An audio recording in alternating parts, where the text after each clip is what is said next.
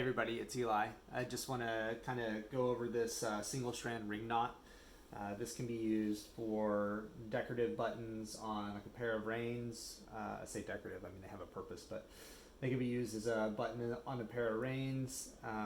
I also use them to make my nose button foundations, which is what we're doing here on this 5/8 Bosal body. So basically what I've done is I've found the very center of my 36-inch section here. So I've got 18 inches marked in the middle, and then I want this to be a 7-inch nose button. So 7-inch nose button, I'm probably going to need a foundation that's like 6 3/4 long. So I go 3 3/8 off of one side, and then 3 3/8 off the other side of center. So I've already got my mark on here. It's over here. So I've already got my mark there. So now we're just going to run this through here if I can find, okay, here it is. So I've got my string here. I don't know the dimensions of it. I just cut them quite small because I don't really want a huge nerve button.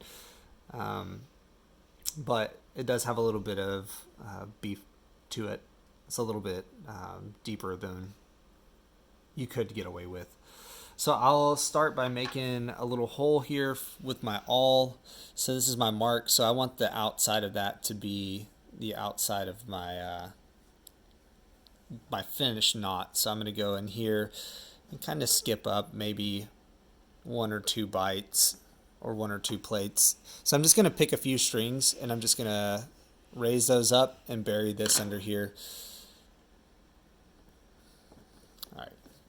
And then I'm just going to pull this all the way through until just the very end is showing through. So I only want about that much tail. And then I'm just going to turn it around to where my string is facing me. So I'm going to bring it around, come from my right side over my initial string, going left. And then bring it back around. We're going to jump over one and go under one. So just like that, pull this all the way through. You can kind of keep this sucked down a little bit. So you just made a cross right here. So this cross, we're going to scoot it back over this way. So just spin it around. Keep going. Sorry. This little tail can get in the way. It can be really annoying. So just make sure you kind of get it out of the way here. And granted, you don't want to pull it out completely. You just want it kind of out of the way. Okay, now we can get back to our cross. So move that cross back over here. And then once you get it close to where the tail was coming out, you're just going to go over one, then under one here. Then this next part is really the most important part of this button. So now you're going to need to take this top string here and bring it over the bottom string, or bring the bottom under the top, whichever way you want to think about it. Now you're going to go over one. Remember, this is your tail, so you're not counting that. And then under one. And that basically is kind of like the skeleton of this one. So now we're just going to kind of tighten this down just a little bit. So I'm just going to trace back through here and tighten up this button just a little bit before we continue on. And you can tighten it up at the end. You don't have to do it here. I just like to do it because it just keeps everything a little bit nicer. I don't like my button moving all around on me and stuff. So this is helpful for that.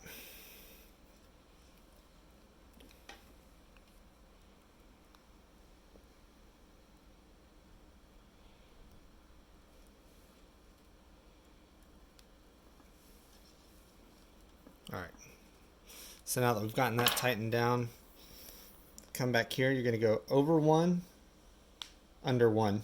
And I go on the left side of this initial string that started this whole deal.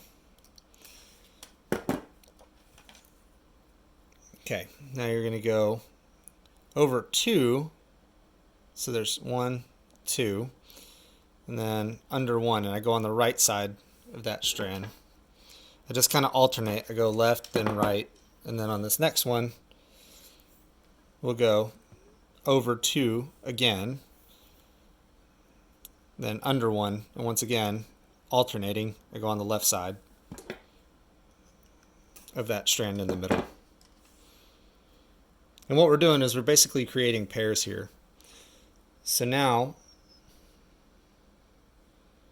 I'm going to go over 2, and then I'm going to come under 2.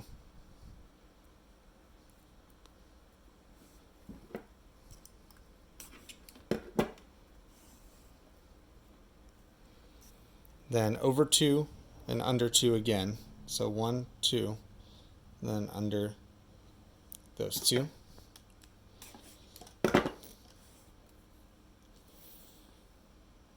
Over 2, under 2 again. I'm splitting those doubles that we created.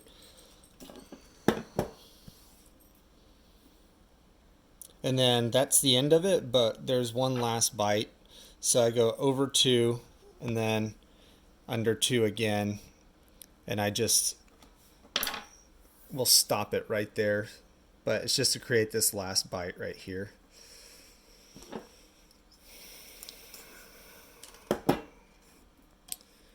So that's that final button, and so that's what it ends up looking like. And I'll go through, I'll find the initial string here. Kind of don't make sure you don't pull it out, because the whole purpose is to kind of root it down where it is. But just take all the slack out, and then you're just going to trace this all the way around and tighten it up. And then as you're doing this, don't forget about this tail. That tail is going to get cut off. That'll be the very next step that we do before we actually shape the button up.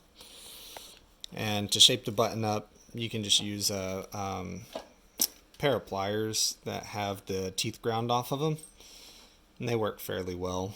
But I know some people use like the gas line pliers, and those things with the teeth ground off of them, I've heard, are really, really good, because you can get them in all different sizes, so you can find the one that matches the exact size of the button that you're doing. If you don't have all those, that's fine. You can get away with what I'm about to do.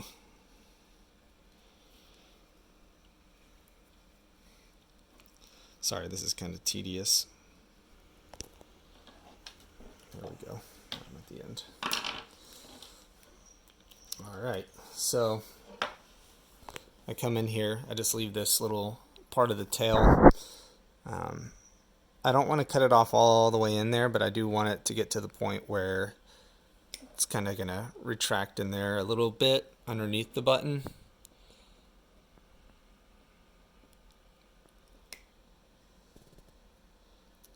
Sometimes I have a lot of trouble with these especially whenever we're filming. There we go. Alright, and then I just cut this little tail off, but I leave just a little nub so it doesn't suck back in there all the way. You just don't want it to be a sharp spot.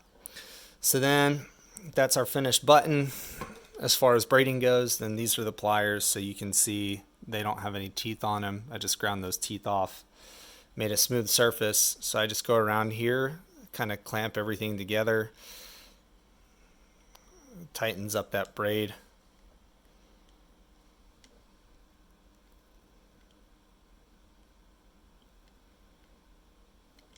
And then I go through, and this seems maybe counterintuitive, but flatten it back out a little bit. And then I kind of turn it, and I go on the edges a little bit. And I'm not squeezing very hard. I'm just kind of barely squeezing.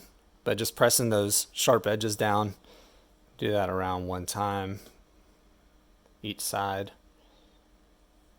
And then that kind of distorts it all and smushes it back out. So got to come in here and squeeze them back together a little bit. You just want to squeeze it down to where it's uniform all the way. You can kind of twist and kind of help it get back where it needs to be. But you can see there's our mark, so that was the very edge that we were going for. So I'm just going to kind of shift it over there just a teeny bit. Now that one's perfect. So this one over here, I don't know where my mark is. I didn't actually see it, but there's the little spot that we had cut off from where I buried it. So I'm just going to push that in a little bit because I might be able to pull the knot back over it.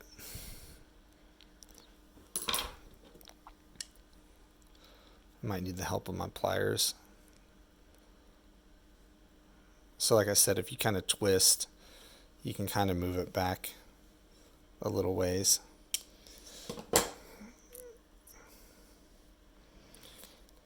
And then to check again, to make sure we're at the right size, I'll just take these, or take this ruler here. Let's go from the outside of the first button to the outside of the second button, and it looks like we're at 7 7/8, which actually I think will probably be fine because the size of the string that we're going to use is fairly small. So now the next step in this is going through and just taking a piece of leather and either wrapping it over a single time for your foundation, or however many times you want to. You can do multiple things with these foundations. Some people use denim, some people use leather, some people just build it up with tape. There are numerous ways to do this. I do this with leather, but I just wanted to show this single strand ring knot that I use underneath my nose buttons. So thank you.